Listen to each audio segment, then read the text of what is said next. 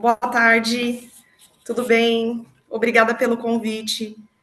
Hoje a gente está aqui para falar desse tema tão importante, rastreabilidade. Só um minutinho aqui com a minha tela. Deixa eu pedir para a produção colocar a sua apresentação no ar, Tá porque eu sei que bom? ela tem a sua colinha. Aqui tá Isso, tudo agora certo. sim. Foi? Estamos Ah, vendo então, a sua apresentação, estamos vendo você. então tá bom. Natália, obrigada. Queria agradecer de novo o convite, tá? Então vamos lá. Bem-vindos. Queria começar aí me apresentando. Meu nome é Maíra. Hoje eu estou como coordenadora, né, no Hospital Albert Sabin. Coordenadora de farmácia. Minha formação é voltada para a área clínica, né, farmácia clínica. Eu tenho experiência em acreditações internacionais, em auditorias e também em suprimentos e almoxarifado. Vamos lá? Pode passar. Então, não tem como a gente falar de rastreabilidade sem ter uma introdução aí sobre medicamentos e erros, né? Por que que a gente ainda erra com medicamentos em 2025? Estamos no final do ano já, né? Indo para 2026, em pleno século 21. Então, falando aí do problema global, 3% dos pacientes hoje sofrem danos evitáveis relacionados a medicamentos. E esses impactos, eles somam aí no ano 42 bilhões. Então, é muito dinheiro que vai pelo ralo, né? Pensando que isso podia ser revertido em tanta coisa. Por que que esses erros acontecem hoje? Porque a gente trata sempre o indivíduo no meio de um processo tão complexo. Pode passar, por favor. Trazendo um pouquinho de dados para o Brasil, né? Tem alguns estudos que mostram, e esse é bem interessante, esse que eu trouxe é, inclusive, relativamente novo, né, 2023, 30% dos medicamentos administrados em 5 hospitais públicos, então, um por região do Brasil, apresentou alguma falha em alguma etapa. Então, qual etapa? Qualquer uma, desde a prescrição até a administração. Então, 30% quer dizer que de 10 pacientes, 3 tiveram algum problema. Isso independe da região que o paciente esteja. Ele pode estar na região sudeste, que tem recurso, que é desenvolvida, ou pode também estar numa região subdesenvolvida, que aí, com certeza, sem a tecnologia e sem o recurso, essa chance é maior também. E também, esse dado interessantíssimo, de agosto de 23 a julho do ano passado, 300 mil erros de assistência à saúde e 396 mil falhas que a gente teve aí relacionado a medicamento também. E o clássico, né, gente? Quem, não sei qual a idade aí da galera, mas eu já estava aí, não sei com quantos anos, né? Não vou revelar a idade, mas em 99 a gente já falava aí, errar é humano. Já se falava lá atrás que a gente estava tratando a falha individual do ser humano e a gente não parava para ver o processo. Então a gente parou naquele momento e viu, nossa, o nosso processo saúde, ele é tão complexo e a gente para e culpa o humano e a gente não vê o nosso fluxo, as etapas, né? Então isso já era falado lá atrás. Agora, entrando propriamente dito no processo de rastreabilidade aí dentro do hospital, o que, que a gente tem de possíveis erros, né, que podem ocorrer dentro de cada etapa. Pensando na prescrição médica, erros frequentes que acontecem aí no dia a dia, erro de dose, forma farmacêutica, interação, tanto de droga-droga, droga-nutriente, alergias, né? A próxima etapa que a gente fala aí é dispensação. Quando a gente está lá dispensando o medicamento, quais são os erros? Clássico, troca de medicamento, look-alike, sound-alike, que é o LASA, né, o famoso LASA. Falha de lançamento, então o profissional ali da farmácia tem alguma falha, seja por falta de atenção ou estafa ali do ambiente, etiquetagem, fracionamento, que é o que causa aí uma série de complicações no pós, né? A partir daquele momento que etiqueta errada, uma série de eventos que ocorrem em cadeia que a gente não consegue, às vezes, nem mensurar, porque às vezes a gente nem sabe, né? E às vezes a gente pega e são eventos graves. Dentro do preparo, diluição errada, cálculo incorreto, contaminação, troca de via, quantos eventos a gente já viu aí na mídia, né, de preparo incorreto que ocasionaram em algum dano grave, né, inclusive óbitos. E os danos profissionais aí que a gente causa, não só para os familiares, óbvio, mas também para os profissionais, né, com trauma que a gente cria aí em relação a essa situação toda, né?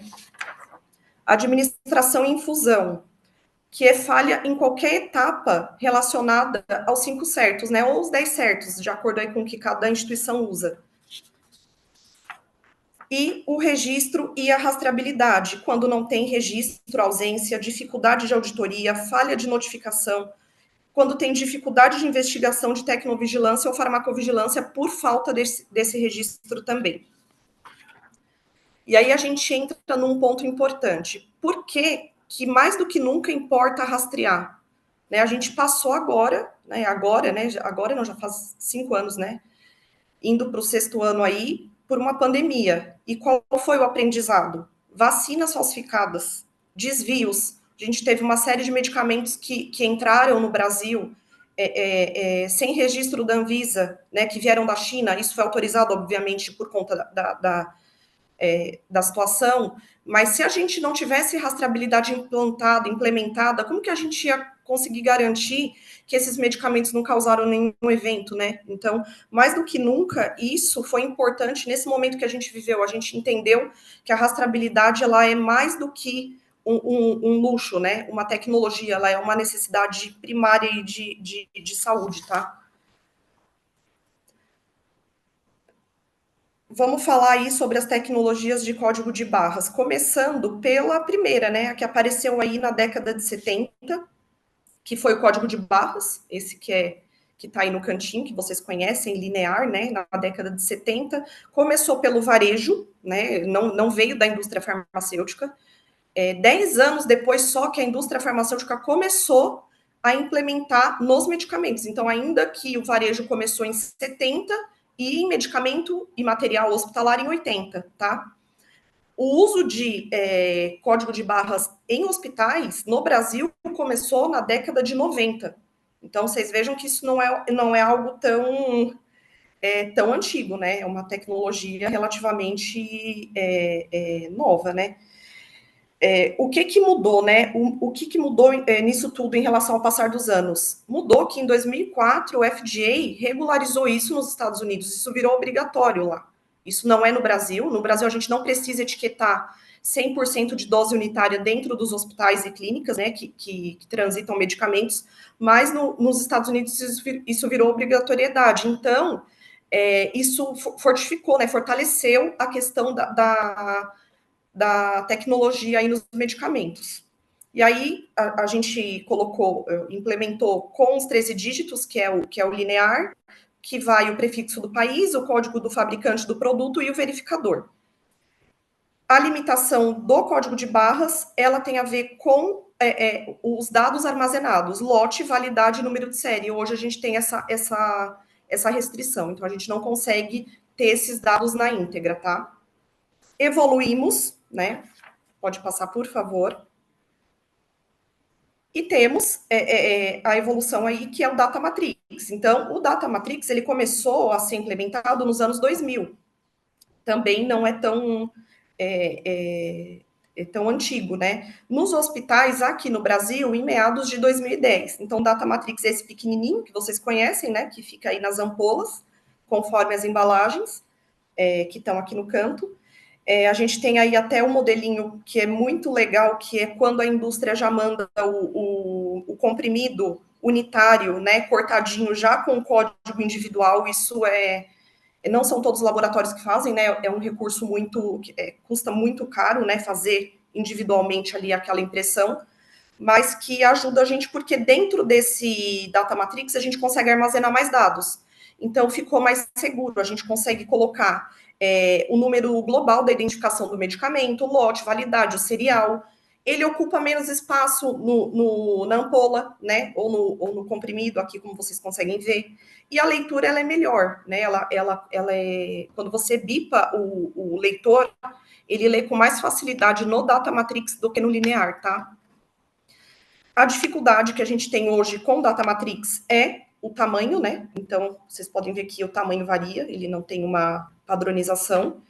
E a tecnologia é cara, né? Uma tecnologia que custa um investimento inicial, e não só o investimento inicial, né? É um investimento contínuo, precisa de acompanhamento e também precisa estar integrado aos prontuários eletrônicos e sistemas. Então, isso é uma dificuldade. Claro que para os hospitais particulares isso não é problema, né? Sistema eletrônico não é problema, mas a gente sabe que para o Brasil não é a realidade. E pode passar. E aí o RFID, que é a última tecnologia que a gente tem, né, começou a ser implementado aí em 2010. Alguns hospitais já usam, tá?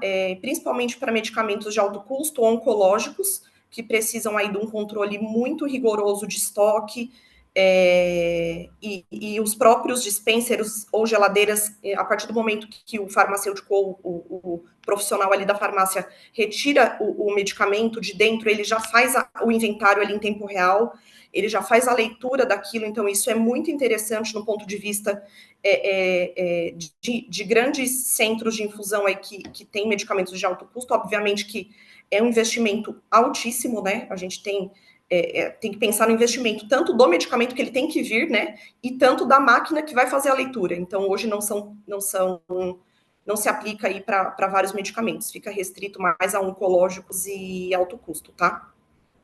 E a desvantagem foi isso que eu falei para vocês: custo elevado, infraestrutura e tem a intolerância com líquidos e metais, tá? Que interfere também na leitura para poder fazer o inventário em tempo real da máquina. Pode passar. E agora, um ponto importante, né, para a gente entrar aí nas barreiras, é pensar na rastreabilidade em todas as etapas dentro do hospital, né, em tudo que a gente faz ali. Pensando em pedido e dispensação, prescrição médica. O que a gente precisa ter? Primeiro, prescrição médica 100% informatizada, ela tem que estar no sistema. A gente não pode ter prescrição manual. Logicamente, a gente pode ter queda de sistema, a gente tem que ter contingências bem estabelecidas, né, e montadas, mas a gente tem que ter isso muito, muito amarrado, pensando em médico externo, pensando em vários cenários para que a prescrição seja eletrônica. Por quê? Porque a prescrição é eletrônica e ela emite os alertas do sistema ali de acordo com os cadastros que a equipe coloca, tá? Validação farmacêutica. Hoje a gente tem muitas ferramentas relacionadas à inteligência artificial dentro do sistema. Então, o sistema detecta que aquela dose não está de acordo e faz um bloqueio, né? Isso propriamente dito do sistema, independente da atuação do farmacêutico na farmácia clínica, tá? E tudo isso tem que estar muito amarrado no cadastro, né? O cadastro dessas instituições, desses hospitais, tem que ser muito correto, tem que ter um grupo, tem que ter um time interdisciplinar que contemple médico, farmacêutico, enfermeiro, TI, né? Isso tem que estar tudo amarrado para que, no final, esses alertas, eles tenham sentido, né? Que eles se integrem e que tudo isso se complete lá no momento da infusão, que vocês vão ver daqui a pouco. Dispensação. Então, é quando o profissional da enfermagem, da farmácia, perdão, vai fazer propriamente dita a leitura. Volta um pouquinho um slide para mim, por favor. Isso, obrigada.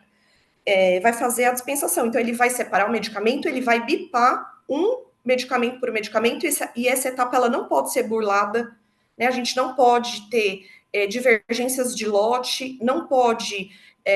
o profissional ele não pode deixar de bipar e digitar o código do produto. Tudo isso são precedentes para que a gente perca esse controle, tá? E mais importante disso tudo é que esse medicamento ele seja atrelado a uma prescrição médica. Ele precisa estar prescrito e ele precisa ter uma fonte. E a fonte, obviamente, é a prescrição médica sempre, tá? Por quê? Até porque a prescrição médica ela já passou por aquela etapa, né, de filtros do sistema, de cadastro, enfim, que eu falei agora há pouco.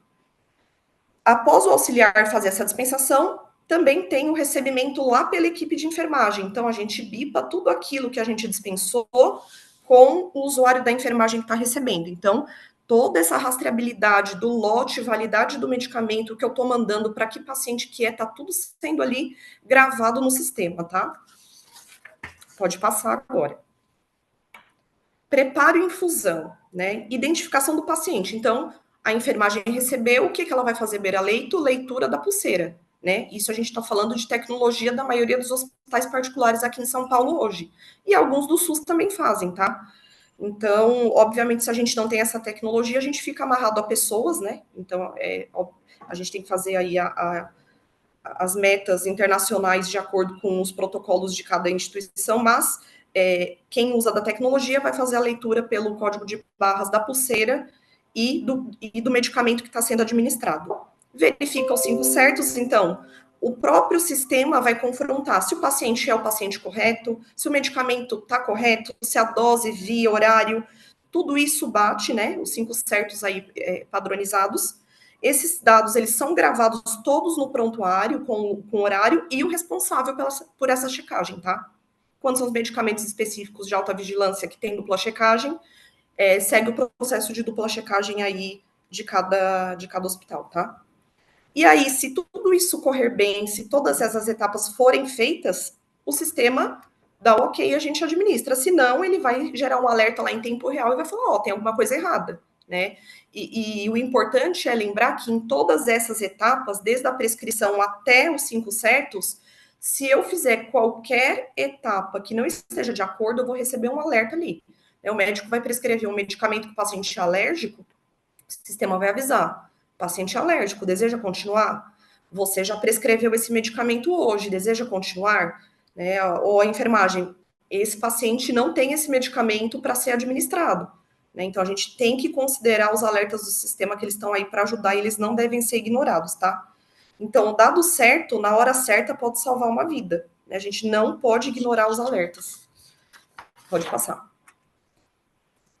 Aqui eu trouxe um modelo para vocês, bem conhecido, né, de fracionamento. Então, hoje a gente tem tecnologias que já conseguem colocar código de barras, né, tanto o Data Matrix quanto o código comum, linear, com os cuidados de enfermagem, com todos os alertas, tá?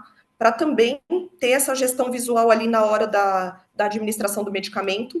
No cantinho ali na ampola, vocês veem que também tem o código pequenininho, o Data Matrix, que facilita também a leitura, né? Já fala ali a via, já fala de alergia, já fala, enfim, é bem visual também aí para apoiar a equipe assistencial lá na ponta, pensando em evento, tá?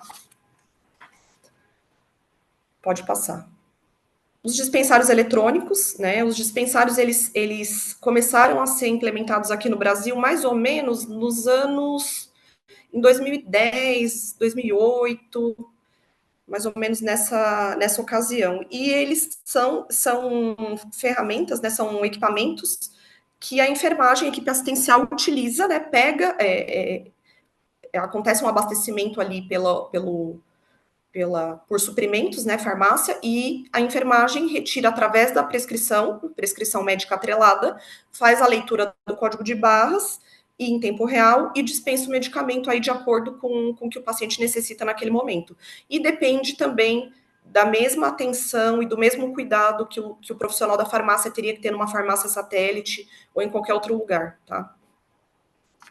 A rastreabilidade, ela só acontece, gente, se o profissional seguir todas as etapas, né? Não tem milagre, todo mundo precisa fazer, cumprir todos esses ciclos, né? Porque senão, enfim, não adianta pegar do dispensário e não bipar, ou pegar um item e bipar o outro, senão a gente não garante aí a totalidade. Esses são os robôs, né? A gente tem essa tecnologia, eu acho que hoje, em São Paulo, se eu não me engano, tem 3 hospitais que têm robôs, né? Que dispensam automático, então vocês conseguem ver os pequenininhos, né, os saquinhos aqui pendurados, eles são os comprimidos unitarizados ou ampolas. a própria prescrição médica cai nesse robô, e ele, com um ganchinho, com uma mãozinha, ele vai pegando ali um por um, coloca num saquinho de horário e identifica ali com o nome do paciente, obviamente data de nascimento, nome completo, a unidade que o paciente está, e entrega isso pronto. Então, não tem interferência humana nenhuma nesse processo, né? Então, aqui é só um modelo de tecnologia aí super avançada que a gente tem, tá? Pode passar. E aí, quais são os impactos da rastreabilidade hoje? Redução, o que reduz? Circulação de medicamento falsificado. A gente quase não vê falar em medicamento falsificado. Não sei se vocês percebem, antigamente isso era muito comum. Hoje, acontece, sim, principalmente para medicamentos, agora na época do Monjaro, né, na época teve o Cialis, enfim, tem alguns medicamentos que são visados para falsificação, mas com a rastreabilidade isso melhorou muito, né? Então, a gente não isenta, mas a gente limita de maneira considerável. A gente facilita o processo de recall. Isso não tem o que falar. Hoje, se a Anvisa solta um comunicado de recall de manhã, não tenham dúvida que no horário do almoço, à tarde, todo mundo já está sabendo e consegue retirar isso do estoque, né? Então, a gente tem esse facilitador de conseguir recolher muito rápido. E transparência, a gente não pode deixar de pensar que quando a gente atende um paciente dentro das nossas instituições, a gente tem que se respaldar em todos os âmbitos, principalmente, da parte legal, né? Então, se a gente sofre um processo, né, precisa investigar alguma coisa posterior, precisa do prontuário, precisa enfim, isso tem que estar lá muito bem disponível para que a gente tenha acesso e que consiga aí procurar os dados para poder passar para os pacientes e para poder disponibilizar também. Pode passar. Isso. Então, aqui é uma tabelinha que a gente fez do que a gente tem de dificuldade e ganho, tá? Dificuldade sempre vai ter. Mas nesse tema, não tem nenhuma dificuldade que não tenha um ganho maior. Então, dá uma olhada. A infraestrutura tecnológica limitada é uma dificuldade. Mas a gente tem redução de erros relacionados a medicamentos. Isso é fato, né? Foi o que eu mostrei lá no primeiro slide. Só se a gente for pensar em custo, né? Bilhões aí no ano. Alto custo de implantação e manutenção, mas a gente tem melhor controle do estoque, perdas, né? A gente consegue fazer gestão de estoque, controle de validade em tempo real, a gente consegue fazer remanejamento de estoque. Então, isso é um ganho absurdo aí para a economia, né, da empresa. Resistência à mudança e cultura da organização. Então, por incrível que pareça, os profissionais, eles têm resistência. Todas as tecnologias, quando elas vão ser implantadas, elas causam no início resistência, né? As pessoas, até elas entenderem que os benefícios, eles superam as dificuldades ali de adaptação, isso leva um tempo. Então, precisa engajar os profissionais para que eles entendam que aquilo ali é importante. Mas também a gente consegue fazer auditoria e rastrear tudo em segundos. A gente consegue regulamentar dificuldades, né? Regulamentação e padronização em evolução. Então, a gente não tem cadastros e nada padronizado, e a gente ganha aí em questão de segurança do paciente. Outra dificuldade, dados inconsistentes e cadastro incorreto, e ganho integração completa no fluxo do medicamento. Pode passar. E esse dado desse slide novo, né, desse estudo aí de 2024, mostra esse número que é super interessante, que é redução de 80% aproximadamente de erro relacionado a medicamento em hospitais que implantaram qualquer tipo de rastreabilidade, qualquer uma. Então, assim, não é um achismo, né? É uma evidência muito bem embasada aí que a gente tem descrita. E para concluir, pontos finais que eu queria deixar. A rastreabilidade é importante por esses 3 pontos, tá? Para a gente não esquecer. Primeiro, porque ela garante a segurança e rastreio completo do medicamento em todas as etapas. Segundo, porque ela fornece os dados confiáveis para as auditorias e também a gente consegue ter as ações de melhoria em cima disso. Todas as ações relacionadas a implementações de cadastro e segurança dentro do prontuário e tudo que a gente faz é voltada e é relacionada a isso que a gente consegue ter dentro da rastreabilidade.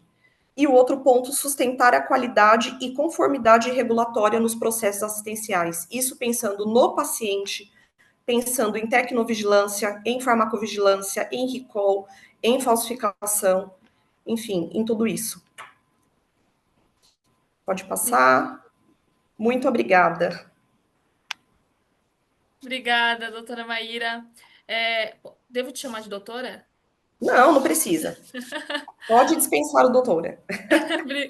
Obrigada, Maíra. Eu acredito que foi muito rica o que você trouxe para gente, principalmente sobre toda a evolução dessa rastreabilidade, né? E eu, pessoalmente, não imaginava que era tão recente, que de 2010 para cá que a gente começou a ter dispensers automatizados para a gente ter mais Sim, rastreabilidade.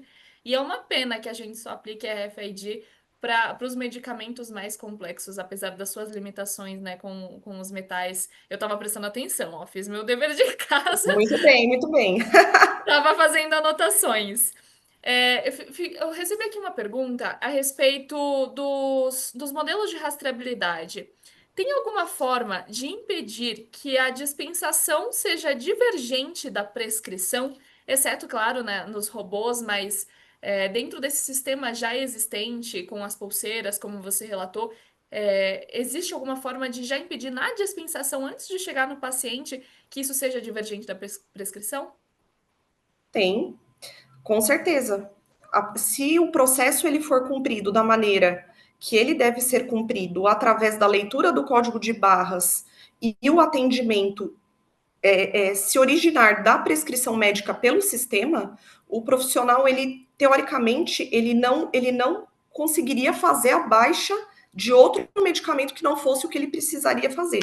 Qual que é o problema hoje? O problema hoje é que tudo isso falado aqui parece muito simples, né? Nossa, é muito fácil.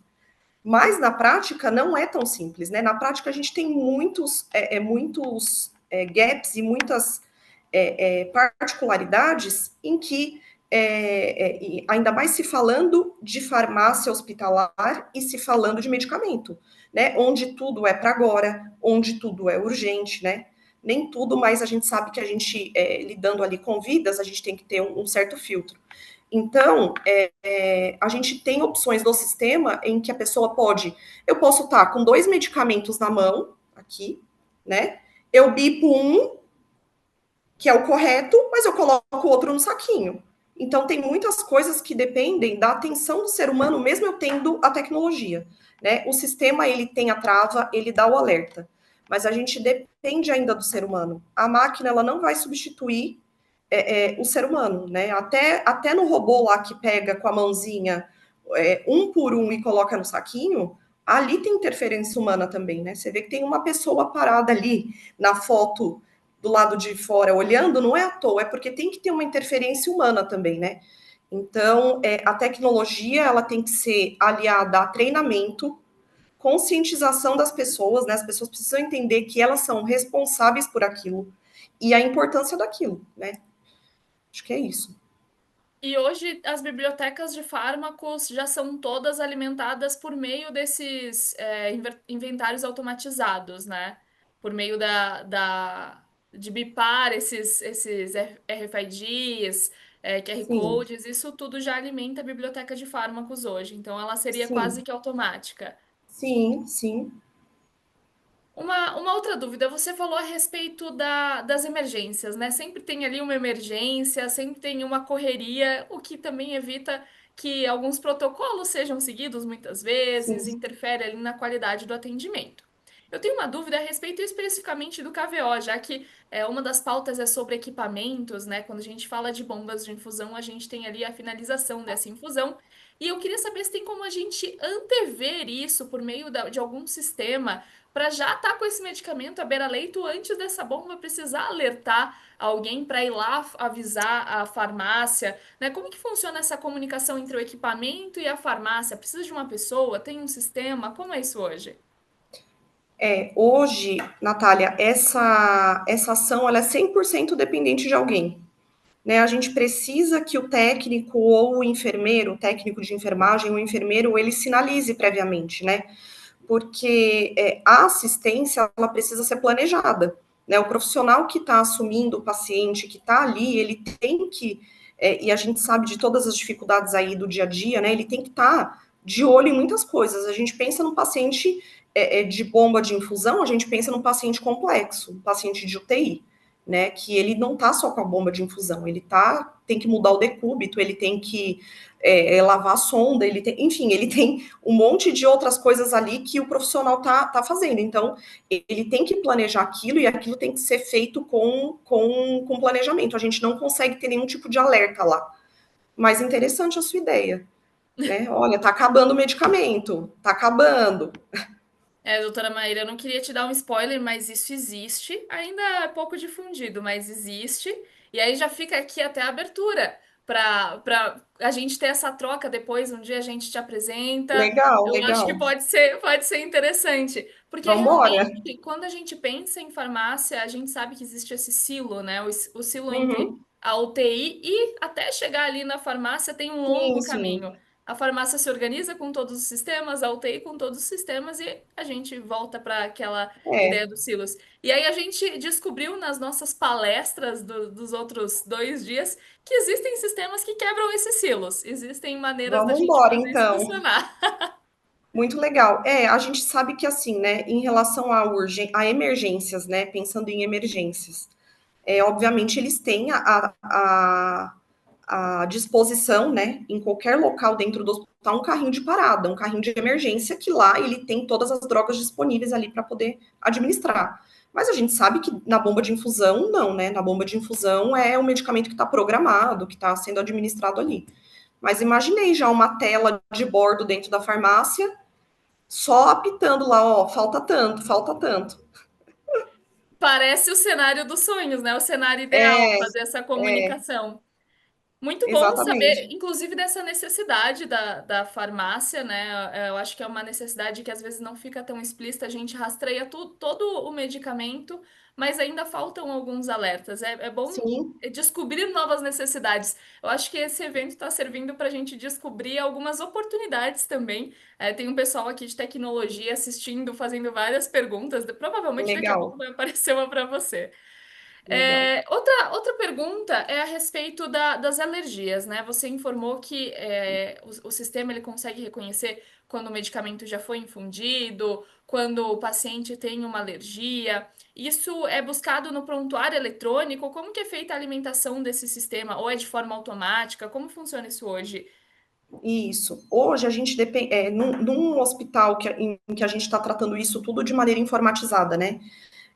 Depende de uma alimentação de um banco de dados, né? Então, existe um cadastro prévio de uma substância, né? Vou dar um exemplo aqui Uhum. que bem simples, né? Porque a gente tem um público aqui bem de diversas áreas, né? Então, tem lá a Novalgina, né? Novalgina é o nome comercial da dipirona, tá? Quando a gente vai cadastrar no sistema a substância dipirona, né? Eu coloco lá que o paciente é alérgico à dipirona. Eu atrelo a substância dipirona à paciente Natália. Quando o médico prescrever Novalgina, o sistema vai alertar e vai falar, doutor, a paciente Natália é alérgica à dipirona. Você deseja continuar? Ele vai falar sim ou não, porque isso é uma escolha do médico. Ele pode optar em continuar ou não, porque ele pode julgar que aquela alergia não é uma alergia, é uma intolerância, ou enfim. Ou o risco-benefício naquele momento não. O benefício é maior que o risco naquele momento, né? Só que para esse alerta acontecer, foi o que eu falei desde o início lá da apresentação, todos os cadastros eles devem estar totalmente preenchidos e parametrizados de acordo, né? Então, quando o profissional de enfermagem recebe lá o paciente, a paciente Natália, e ela é alérgica à dipirona, quando o profissional de enfermagem vai preencher dipirona, a dipirona tem que aparecer lá disponível para ela colocar. Se não aparecer, ela não vai colocar. Né? E se ela não colocar, não vai atrelar ao item de estoque da farmácia para bloquear a minha dispensação, né? A dispensação da farmácia. Então, é importante que isso fique muito, né? E a gente trabalha muito isso no hospital. Eu acho que se tiver mais farmacêuticos aqui e que quiserem falar também, fiquem à vontade, mas isso é importante por quê? Porque o trabalho de alergia é um trabalho interdisciplinar, não é um trabalho especificamente do enfermeiro, do técnico. É um trabalho do farmacêutico, é um trabalho do enfermeiro, enfim, do médico, de todo mundo. E precisa respeitar o sistema, precisa estar com tudo muito bem amarrado no sistema, né? Se não tiver no sistema, se a gente ignorar o que o sistema está alertando, o paciente vai receber o medicamento sendo alérgico. E esses eventos, eles são muito comuns, eles acontecem só todos os dias. Nossa. Eles acontecem só todos os dias, são eventos muito comuns. A alergia é algo que é muito recorrente, Eu que imaginei que requer. com todas essas barreiras, esses eventos fossem mais raros. Você consegue dizer pra gente, talvez até mesmo uma opinião, onde será que está a falha nesse processo? Eu acho que a falha tá, assim, de verdade, o sistema, ele precisa de uma manutenção, né, e dependendo da instituição, algumas instituições têm uma maior maturidade, né, em relação a cadastros, né, a parte de cadastro dentro do sistema é muito importante. Então, alguns hospitais têm uma maturidade maior em relação a isso, outros não. Mas eu ainda acho que a questão da conscientização dos profissionais e da importância dele dentro daquilo é o maior problema. Porque mesmo que você não tivesse um sistema, pensa, hoje a gente tem sistema, mas a alergia ela sempre existiu, né? E pensa, tanta gente que tem, tantos hospitais por aí que nem sistema tem, que trabalham aí 100% manual, né? Então, é muito da importância do profissional para o tema, né? Quem tem sistema tem que tratar com seriedade o cadastro, tem que ter isso muito bem atualizado, e esse treinamento, ele tem que ser um treinamento que tem que estar dentro das programações das equipes anualmente, né? Não pode ser uma coisa para eu instruir hoje e esquecer amanhã. Tem que estar na integração dos profissionais de enfermagem, das equipes médicas, da farmácia, né, dos farmacêuticos. Então, eu acho que é uma coisa muito. Tem que ser a base, né? Tem que vir da base. Eu acho que a educação e também a gente dá a ferramenta, e a ferramenta ela tem que estar ali disponível da maneira plena dela também. Não adianta nada eu dar a ferramenta para a pessoa, aí a pessoa lá na hora de preencher o documento não ter a substância que ela precisa lá para preencher. Entende? Então, é uma preparação do sistema e também uma questão cultural, né? Sim, é uma Eu, questão rece- cultural. eu recebi uma pergunta aqui no nosso chat. Se a tecnologia pudesse resolver um problema crítico que ainda persiste, qual deveria ser? Qual é a prioridade dos hospitais hoje quando a gente fala de farmacoeconomia e farmacovigilância? Putz, nossa, que pergunta, hein? Tem que analisar um cenário muito macro agora, né? Olha, eu acho que o principal problema, o que eu enxergo hoje, né, o ponto mais crítico dentro dos hospitais é a área de fracionamento, no meu ponto de vista, tá? Como farmacêutico. Eu acho que a área de fracionamento é a área mais perigosa dentro da farmácia e é a área que requer maior investimento e muitas vezes é a área que menos tem investimento. Né? A gente acaba fazendo um trabalho em muitas instituições sem recurso, né? Hoje eu mostrei a fotinho ali para vocês na apresentação de embalagens que trazem códigos de barras, data matrix, alertas, cuidados de enfermagem, e aquilo não é a realidade de todos os hospitais, né? Então a gente tem fracionamentos errados, a gente tem trocas de embalagens dentro dos hospitais, né? Então, eu acho que essas tecnologias e esse processo, na verdade, este processo, ele teria que ser totalmente automatizado, né? Então, por ser um processo muito perigoso. E nisso você, sobre o risco, é sobre o risco para o paciente ao qual você se refere? Sobre o risco, sim, totalmente, risco de troca. Como é um processo, pensando nesse processo de maneira manual, a gente corre o risco, né? A gente tem que mitigar tanta coisa dentro de um fracionamento, né? Uma troca, eu estou mexendo no medicamento, troco um pelo outro, coloco a etiqueta de um no outro. E aí, ao invés de eu administrar um AS, eu estou administrando um atenolol, um antipertensivo no lugar do antiagregante plaquetário, estou dando um exemplo, né? Mas, assim, é muito complexo. E essa interferência humana dentro disso, ela é muito perigosa. Então, é um ponto, assim, que preocupa. E os hospitais que têm muita tecnologia desse processo tendem a ter menos erros relacionados a isso. Se eu for me lembrar das poucas vezes que eu vi algo sendo algum medicamento fracionado, geralmente são etiquetas preenchidas à mão, coladas em cima de embalagens transparentes e realmente parece parece fácil de ser trocado. Totalmente, totalmente. Qualquer distração na era do celular, né? Como que a gente faz para garantir que a pessoa que está ali não está com o celular? Acredito que a doutora Maíra tenha travado. Confirma, produção? A Certo. humana nesse processo é perigoso. Doutora Maíra, você travou por um segundinho, estava falando sobre o risco disso. Pode repetir para a gente, por favor?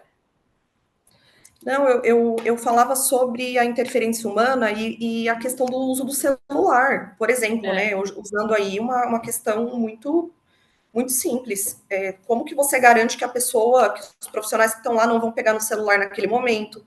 Um processo que você não pode ter um desvio de atenção, né? Você tem que ter uma área específica, você tem. Então, assim, eu acho que a interferência humana nessa etapa ela é perigosa. E num ambiente crítico ainda, onde pode a qualquer momento ter uma emergência, e que por mais que você não esteja envolvido nela, você pode ser distraído por ela, parece ainda mais complexo. Totalmente. Doutora Maíra, ou melhor, Maíra, acredito que a gente pode encerrar por aqui. A gente até deu uma passadinha aqui do nosso tempo, mas deixo esse espaço para você dar um último recado. Fique à vontade, plante uma sementinha na cabeça do pessoal. Afinal, a gente está encerrando a Semana Hospital do Futuro. Provavelmente só nos vemos no ano que vem. E eu quero que esse pessoal no ano que vem tenha evoluído, dado alguns passos para a gente estar mais próximo do futuro da saúde que a gente espera. Legal. Agradecer de novo, Natália, o convite, tá? Foi muito bacana.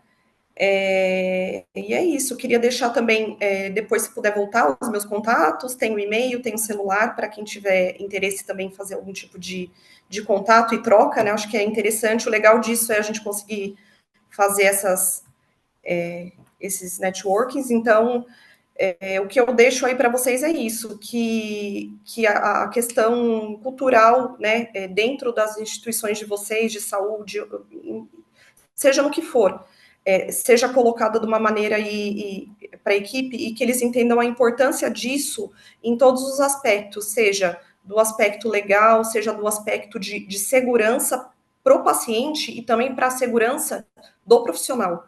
A gente não pode esquecer que rastreabilidade e a gente conseguir rastrear o fluxo disso tudo também é uma segurança para a gente.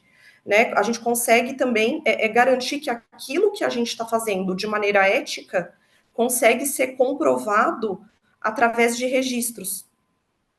Isso é verdade. Inclusive a sessão é sobre isso, né? A gente nomeou a sessão como cuidado e parte desse cuidado é cuidar da equipe, e cuidar da equipe é capacitá-los até mesmo para ter essa rastreabilidade, ter uma defesa também, né? Essa rastreabilidade traz ali uma defesa, traz contexto, proteção para os profissionais que fazem, seguem os processos da forma correta. Isso Obrigada, mesmo. Maíra. Eu vou pedir para minha produção colocar Obrigada. no ar os contatos da Maíra, por favor. Já tinha um pessoal aqui pedindo também o seu LinkedIn. Ah, eu vou Agradeço passar. muito. Hã? Ah, tá lá o LinkedIn, tem o link lá, Tá, o na última LinkedIn. tela. Inclusive, pessoal, também tá no site da Semana Hospital do Futuro, o LinkedIn, o e-mail da doutora Maíra. Depois vocês podem entrar lá e copiar. Produção, por favor, os contatos da doutora Maíra no ar. Eles pediram um minutinho, eles devem ter tirado Tá a tranquilo. apresentação, mas a gente vai colocar e vai colocar e lembrando que também tá no site disponível para vocês, pessoal. Agradeço imensamente a sua participação, doutora Maíra, foi muito rico estar aqui com você hoje. Ah, agora tá aqui no ar, ó, Agora foi. LinkedIn, telefone, e-mail. Quem falar que não viu, também tem no site, tá facinho de copiar. Agradeço muito, a sua participação. Foi realmente muito rico, foi uma escolha mesmo trazer você. Assim, a gente queria alguém capacitado para falar de todas essas dificuldades, todas as etapas do processo de dispensamento desses medicamentos, da rastreabilidade desse medicamento. Reforço até para quem está assistindo que ela foi muito bem recomendada. E agora eu sei o porquê. É Ah, uma riqueza de obrigada. detalhe que vai para além do nível de só da farmácia, vai para o nível tecnológico, para o nível de inovação. Então, fico muito feliz que você tenha cedido o seu tempo para democratizar esse conhecimento e levar para a Semana Hospital do Futuro.